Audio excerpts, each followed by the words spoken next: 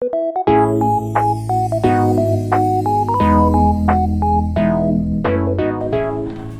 today's video guys ay magme-maintenance tayo ng solar setup. Kasi sa loob ng studio ay malakas ang tulo.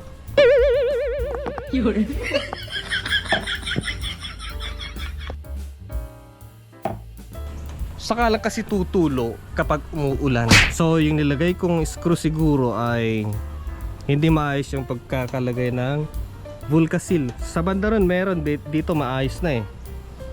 At isa pa nangurot. May kuryente pala ito. So ang tanging problema na lang ay si katulo.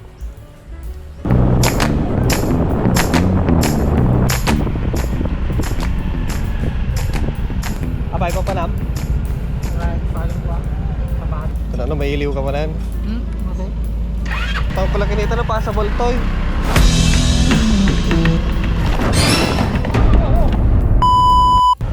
Nagkamali yung preno ko. Front wheel yung preno. Sagad pa naman.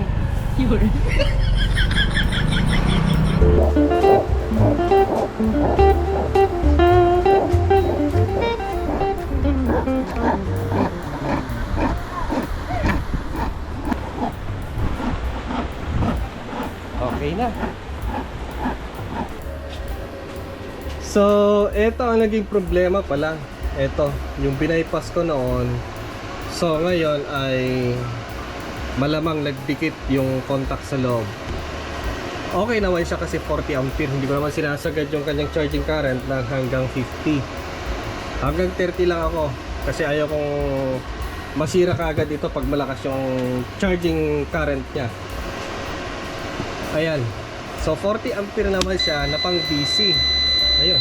Okay siya ngayon. Ayun, ultra sa grid. Sa solar muna. So naka-bypass na yung isa. Kasi binypass ko na siya kasi nga ayaw mag-contact. Ayan. So ito siguro naging problema kaya mababa yung kanyang charging. Mahina. So ngayon kahit makulimlim nakakakuha tayo ng 139 watts.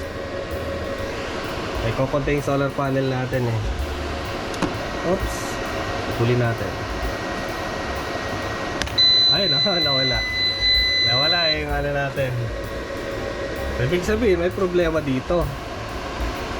Tapos nararamdaman ko na rin na pati yung isa kasi pag pinatay ko gano'n ayaw na rin magbitaw. So itong isa normally open, yung isa normally closed na siya. Ayun o, pang DC naman siya guys kasi nasa 400 volt DC. Ayan o. Yung pang AC kasi meron naman siyang tatak na 230 volt. Ayan. So ang gagawin ko na lang ay eto na lang muna pansamantala yung pang battery ko na circuit breaker. Kaya yung mga ganito siguro dapat bantayan natin. Yan, sa mga nagsa-solar setup dapat bantayan nyo yung mga ganito. So yung nangyayari sa mga manual na cut off sa mga bahay nun, yung mga lumang design, nangyayari din pala dito. Dumidikit din pala, so dapat bantayan natin. Baka maya alam natin ay na-cut off na siya, yun pala naiwan pala yung contact sa loob. So delikado. Na-try ko na noon yung ganon, yung manual na ganon na fuse. Naibaba nilang ganon pero naiwan pala yung hammer sa loob. So direct contact, line 1, line 2 na kuryente ako noon. Kaya ingat na ingat ako sa ngayon. Naranasan ko na kasi konting pasilip sa langit, kumbaga namuti yung paningin ko. So ang gagawin ko, lipat ko na lang muna dito pansamantala.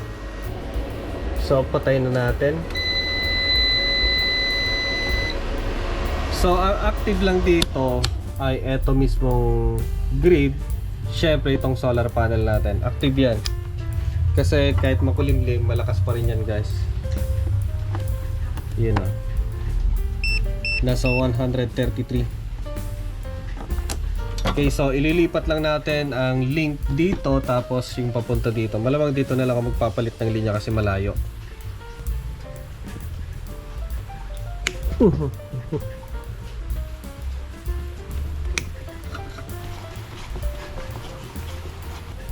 So i-check natin ang polarity natin. Dito ang positive, positive, negative, negative. So dapat tama tayo. Okay, so tama. Ayan, kasi ang orientation ko dito sa AC, etong live, neutral, positive, negative, positive, negative, positive, negative, para hindi tayo magkalituhan.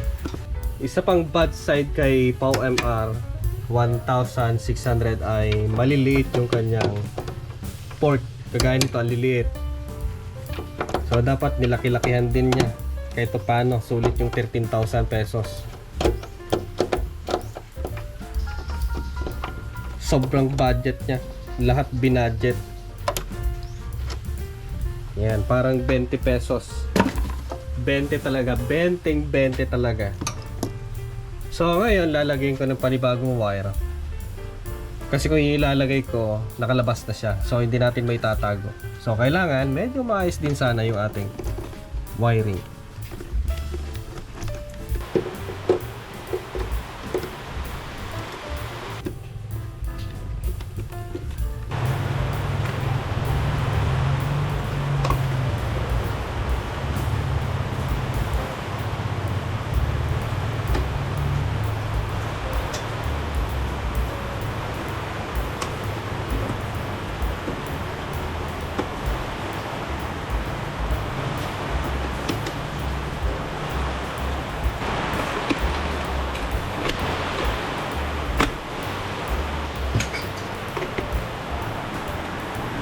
So, kaya ako naglalagay ng ganito guys, para kung just in case na gumalaw yung circuit breaker natin, meron siyang excess. Dahil para kahit na mag side to side, ay may sobra siya. Hindi kailang bunutin. So, kagaya nito, nalimutan ko noon. Ito pala nakasiksik sa ilalim, mayroong distance. Ayan, dito, nilagyan ko rin. Para kapag tinaas ko to, or binaba ko yung inverter, hindi siya mahihila. Ayan meron siyang excess dito, nakalimutan ko. Ayan, yung iba dito para naka-loop dito Balit kasi yung ginamit kong conduit. Ayan. So hindi na kasya pag i-loop na ganon. Parang itago mo lang yung ganyan. Dito tayo talo na magsusolar makulimlim, maulan ngayon. Tama. Okay, positive. Dapat positive din dito. Okay, subukan natin kung okay siya or hindi. Ayan. Okay naman siya, okay. Ilang kasi nakakatakot na ito. So, dyan na lang, design siya. Hindi naman siya pwedeng buksan para linisan. Pero try ko rin someday. Try ko rin siya na buksan at linisan. Pero mas maganda, magpalit na lang para sigurado tayo. Wala tayong iniisip na may problema. So yun guys, dito ako nagcha-charge ng mga power bank. So ayan na natin yung inverter.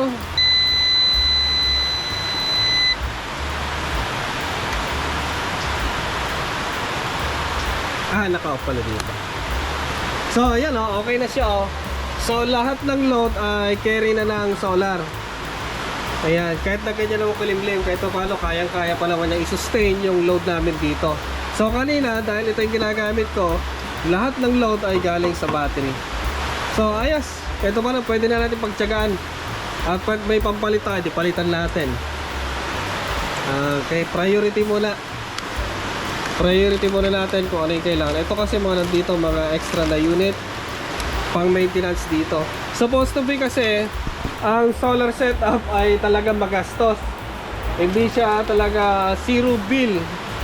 Hindi totoo yun kasi lahat ng ginagastos mo na supposed to be pambayad mo sa grid, dito mo lahat ginagastos.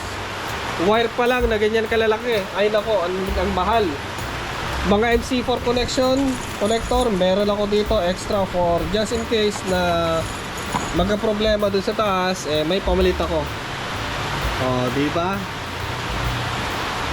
Ayos, so maraming salamat. Nag-update lang ako para sa mga nag-aabang kung ano yung mga nagiging problema sa mga ganitong setup. Okay, so next time ulit mag-update kung sakaling may problema sa inverter na to. Supposed to be sa mga okay pa naman siya.